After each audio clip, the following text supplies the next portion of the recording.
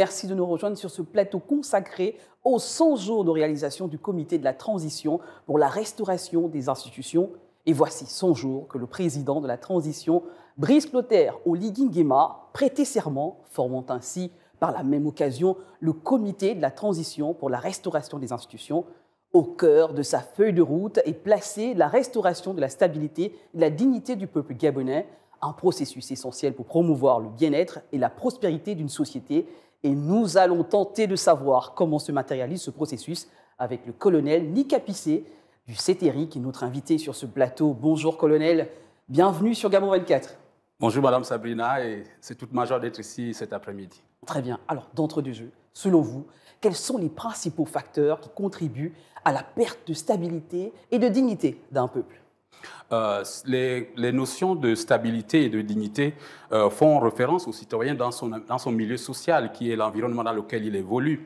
Et parlant de la stabilité, elle fait surtout référence à cette capacité du citoyen de se sentir imperturbable face aux événements qui arrivent dans sa vie. Et chaque fois que le citoyen ne retrouve plus cette capacité à se sentir stable, c'est-à-dire à pouvoir se projeter dans sa société, d'une part. D'autre part, lorsque les valeurs qui s'attachent à sa personnalité sont bafouées, ne lui sont pas reconnues, eh bien, nous avons là cette capacité de voir eh bien, la stabilité et la dignité d'un citoyen être bafouées au sein de la société. Tout de même, mon colonel, le Gabon, on est d'accord, hein, le Gabon ne sort ni d'une guerre, ni d'une situation de conflit, avec tout ce qu'on peut imaginer comme atrocité, qui peut toucher la dignité d'un peuple. Or, vous nous parlez de restauration, de stabilité du peuple, la dignité du peuple gabonais. La dignité des Gabonais a-t-il été bafouée? Avez-vous des exemples concrets? À quel moment les limites ont été dépassées, mon colonel? Oui, nous pouvons constater toute la gabégie qui a eu lieu au niveau du gouvernement. Il n'y a qu'à constater au lendemain du 30 août tout ce qui a été découvert comme fonds liquides dans les domiciles de certains citoyens de notre pays qui étaient, bien sûr, qui avaient la charge de notre pays. On a vu tout ce qui a été retrouvé comme fonds. C'est pour dire que tout était fait pour que aucun Gabonais ne bénéficie de quoi que ce soit et que finalement une situation d'appauvrissement généralisé se caractérise au plan national. Et ça a été fait. Il n'y a qu'à constater aujourd'hui tout ce qui se voit en termes de routes dégradées, en termes de situations assez de précarité développée sur le plan national. C'était une situation qui était à regretter. Donc, qu'il faut aujourd'hui restaurer, c'est-à-dire il faut revoir complètement toute cette situation et amener le Gabonais à réellement jouir de ses droits de citoyen dans ce pays. Et quelles sont les réalisations en 3 mois à ce niveau ? Concrètement, au niveau en tant que réalisation, nous avons vu notamment la réduction des indemnités, la suppression des fonds politiques, la suppression des primes de transport du 17 août pour ce qui est de nos parlementaires. Nous avons d'ailleurs le président de la République lui-même qui a renoncé à son salaire en tant que chef de l'État. Oui. Vous voyez, donc toutes ces mesures sont de nature à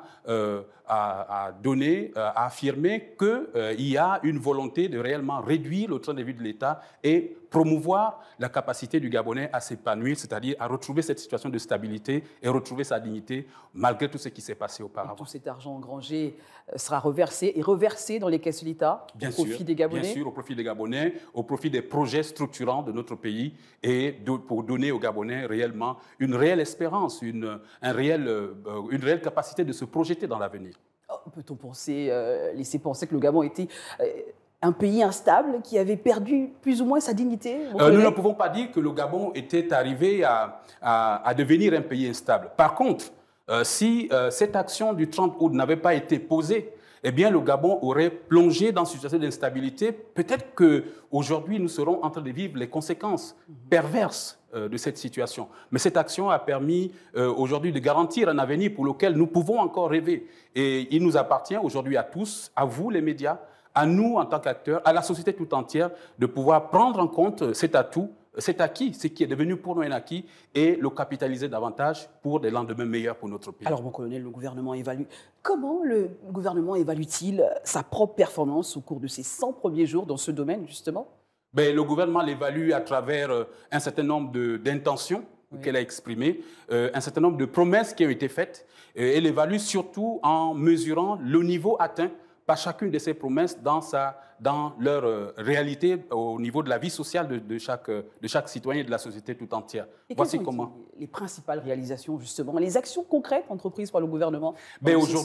Aujourd'hui, par exemple, nous avons cette unité nationale qui est en train de se bâtir autour des valeurs et des symboles de la République, tels que le drapeau. La célébration du drapeau aujourd'hui, c'est quelque chose qui avait déjà été perdu par le citoyen gabonais. Et nous voyons qu'aujourd'hui, au lendemain des événements du 30 août, eh bien, nous avons aujourd'hui une situation où le citoyen se retrouve autour des valeurs nationales, ce qui avait déjà été bafoué auparavant. Nous avons aujourd'hui, comme vous pouvez le constater un peu partout, la volonté des Gabonais à affirmer leurs droits, parce que simplement ils sont rassurés par un système qui est en place, ils se sentent en sécurité et capables de poser leurs problèmes parce qu'ils savent que ces problèmes trouveront nécessairement des solutions. Les Gabonais ont encore du mal à se nourrir avec la cherté du coût de la vie, les problèmes d'eau, d'électricité, sans compter les centres hospitaliers du Gabon dans lesquels l'accueil laisse à désirer, les plaintes sont légion, mon colonel. Que répondre à cela?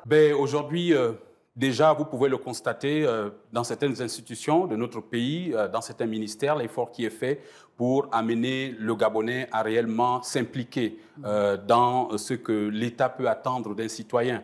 Il y a déjà cet effort. Il y a également cette adhésion du citoyen de comprendre que nous sortons d'une situation qui a été celle que nous avons connue et qu'aujourd'hui, nous nous engageons dans une autre étape. Eh bien, s'il y a quelques manquements qui peuvent être observés, cela peut être mis dans ce coup. Mais tout est mis en œuvre aujourd'hui et nous pouvons le constater dans tous les secteurs de notre pays pour que la vie ne soit plus ce qu'elle a été auparavant. Et ces efforts sont lisibles aujourd'hui sur le plan national. On est à 100 jours, mon colonel, mais oui. On est toujours maintenu dans un couvre-feu. Est-ce que cette restauration de la stabilité, de la dignité passe-t-elle nécessairement par un maintien du couvre-feu?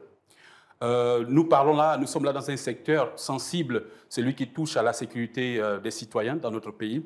Et évidemment qu'il faut réaliser que ce qui s'est passé le 30 août, c'était aussi l'effort d'apporter la sécurité à la population gabonaise, à la communauté gabonaise tout entière. Et le couvre-feu fait partie de ces mesures conservatoires qui ont été mises en place. On peut peut-être aujourd'hui constater que ces mesures ont évolué. Ils avaient commencé à une certaine heure, assez tôt le soir, et aujourd'hui nous sommes arrivés à minuit, ils sont établis, et chacun peut mesurer aujourd'hui le rôle que joue ce couvre-feu. Nous dormons, mais beaucoup veillent sur la nation tout entière par rapport à sa sécurité. C'est le rôle réellement de ce couvre-feu qui est une mesure conservatoire qui nous permet d'être sûrs que rien ne peut arriver dans notre société que nous puissions gérer. Et donc, il n'y a pas à s'en faire. Je pense que le couvre-feu rentre simplement dans le cadre des mesures de sécurité qui sont mises en place pour protéger la population gabonaise. Justement, on a vu le président se déployer, des déplacements à l'international, ci et là. Alors, comment expliquez-vous ce déploiement, mon colonel? Oui, c'est bien sûr l'affirmation d'une diplomatie très active et c'est sa volonté. Il faut bien que la communauté nationale et internationale comprenne ce qui s'est réellement passé dans notre pays et donc il faut que le président de la République se déplace. Évidemment, il s'est déplacé à l'étranger, notamment avec des rencontres avec ses pairs des différentes sous-régions, que ce soit au niveau de la CEAC, que ce soit au niveau de la CEDEAO, au niveau de la SADC, etc.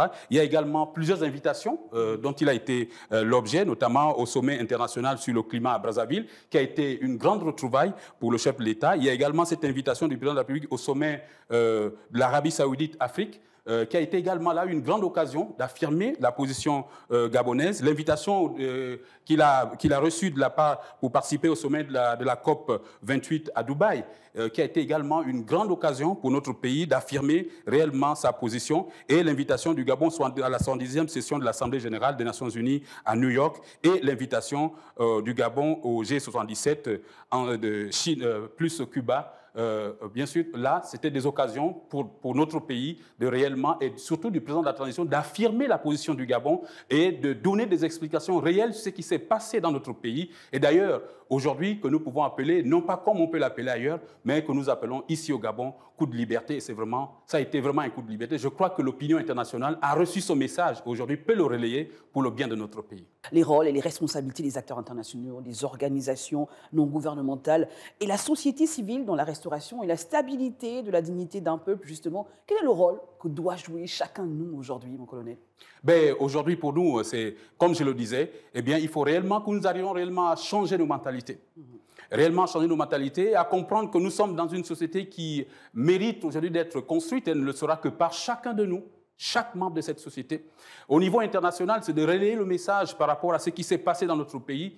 Le Gabon en avait plus que besoin. Il faut passer ce message et il ne pourra être relayé que par les instances agréées pour cela. Et la communauté internationale est là pour cela. La société civile aussi doit pouvoir l'affirmer. Et c'est pourquoi je crois qu'elle a compris ce message. Et nous n'avons qu'à voir sa participation au niveau du Parlement, qui est une participation très affirmée. Et nous avons aujourd'hui, par rapport à ces mouvements de grève qui se passent, je crois qu'il y a une volonté aujourd'hui d'amener le Gabonais à réaliser que plutôt que de continuer dans ces voies de grève qui sont un retard aux objectifs que nous devons atteindre, mais plutôt il faut que nous nous mettions réellement au travail et réellement au travail encore. Quelles sont les leçons à en tirer pendant ces 100 jours? Qui dit coup d'éclat, dit forcément une leçon, on prend un chemin nouveau. Quelles sont les leçons à en tirer pour ne plus repartir dans les mêmes choses, ne plus commettre les mêmes erreurs, mon colonel?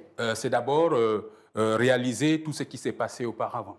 Il faut que nous soyons capables de faire cette introspection et de comprendre ce qui s'est passé auparavant, tout ce gâchis qui a été causé dans notre pays. C'est la première chose. Si nous n'arrivons pas à le réaliser, ben, c'est peine perdue. Ça, c'est la première chose. La deuxième chose, c'est de réellement mesurer en l'espace de 3 mois, mesurer tous ces efforts qui ont été faits aujourd'hui, tous ces efforts, tant au niveau du domaine de l'emploi.